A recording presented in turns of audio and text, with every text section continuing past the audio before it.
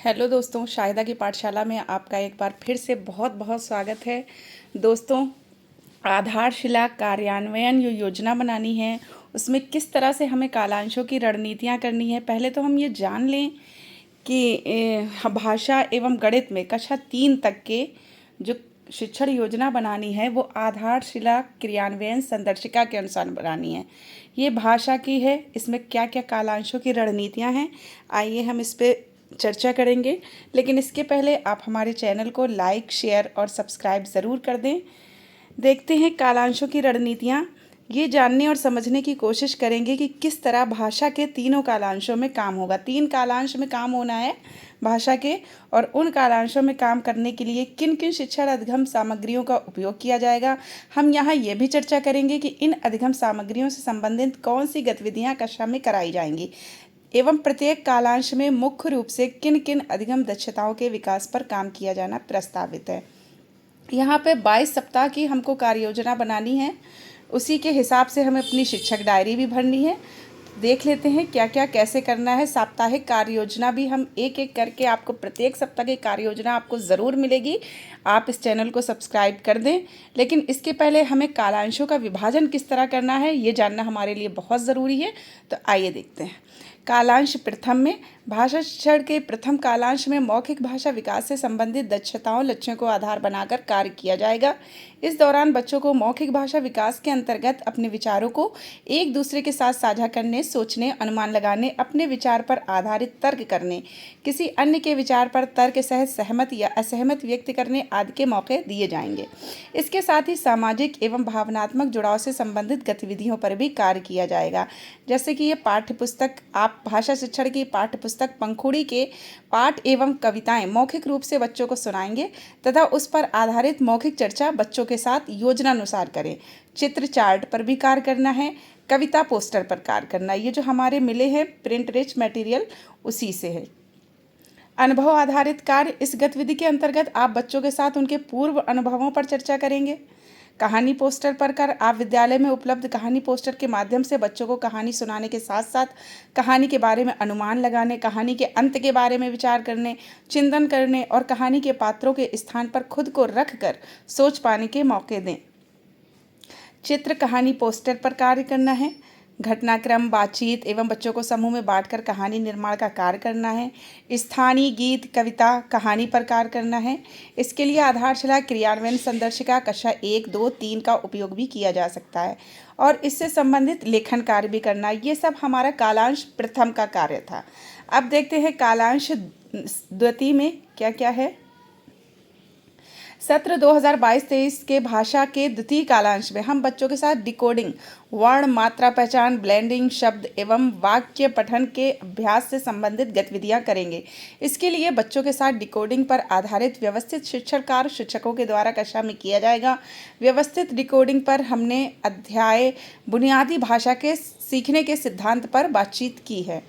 हमें इस कालांश में ये नियमित रूप से सुनिश्चित करने की आवश्यकता है कि सिखाए गए वर्णों, अक्षरों और मात्राओं पर बच्चों को अभ्यास के पर्याप्त मौके मिलें। कार्य पुस्तिका के अलावा शिक्षक बच्चों की कॉपी का भी उपयोग कर सकते हैं, जिससे बच्चों की डिकोडिंग कौशल पर मजबूत और अर्थपूर्ण पकड़ बन सके। ये सब हमारा कालांश द्वितीय में जाएगा।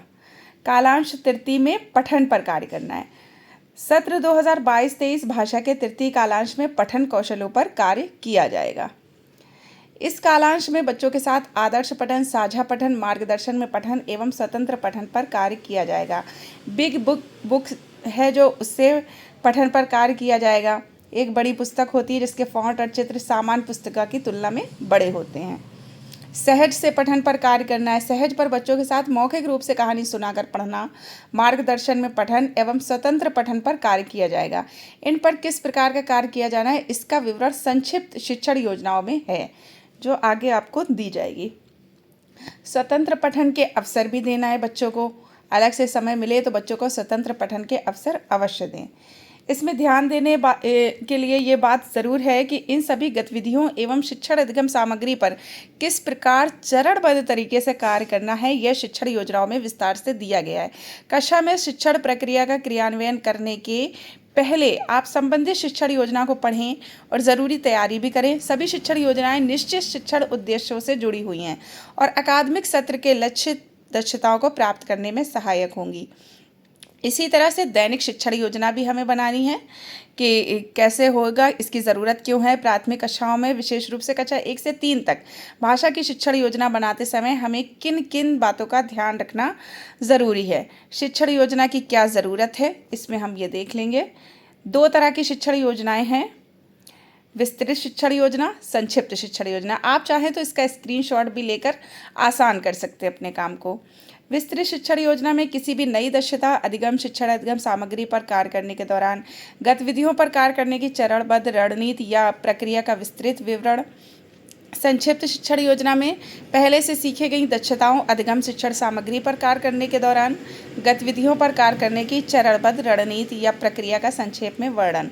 इसका ये विस्तृत शिक्षण योजना है, जैसे कि सप्ताह, दिवस एवं समय, कालांश एवं लक्षित उद्देश्य, गतिविधि से संबंधित पूर्व तैयारी एवं सामग्री, गतिविधि से संबंधित मुख्य बातें। गतिविधि कराना है, संबंधित लेखन कार्य, उसकी शिक्षक द्वारा समीक्षा की जाएगी, आगे की रणनीति तय की जाएगी, बच्चों के व्यक्तिगत एवं सामूहिक कठिनाइयों का अवलोकन किया जाएगा। प्रत्येक सप्ताह के दिवस 1 से 4 तक कालांश 2 में कार्य पुस्तिका के पाठों पर बच्चों द्वारा कार्य। संक्षिप्त शिक्षण योजना में सप्ताह एवं दिवस के अनुसार कालांश का विभाजन किया गया है। आप स्क्रीनशॉट लेके कर सकते हैं आसानी से।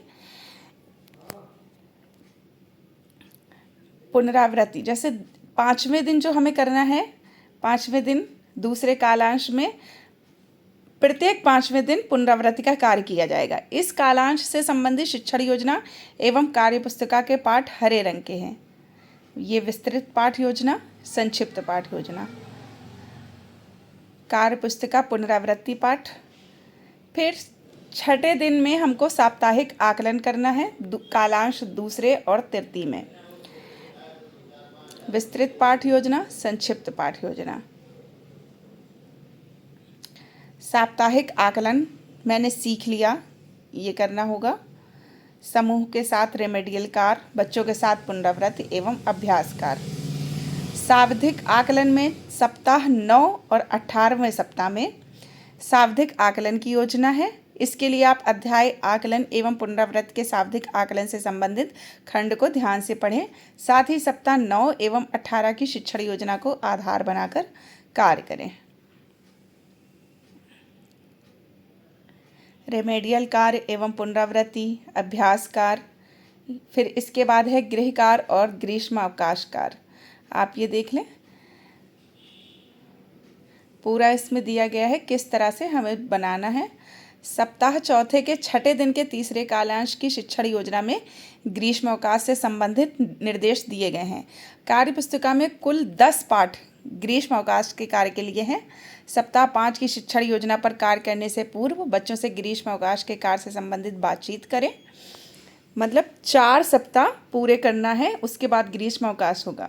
दिन समाप्त होने तक सभी बच्चों के ग्रीष्मावकाश के कार्य की जांच करें और आवश्यक सुझाव भी दें।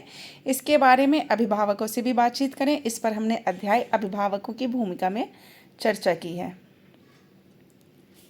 अब आपको एक एक करके प्रत्येक सप्ताह की कार्य योजना कैसे करनी है, किस तरह से डायरी भरनी है, सारे वीडियो आपको इसी चैनल में मिलेंगे। इसलिए प्लीज़ इस चैनल को सब्सक्राइब करना ना भूलें और लाइक शेयर भी कर दें। Thank you.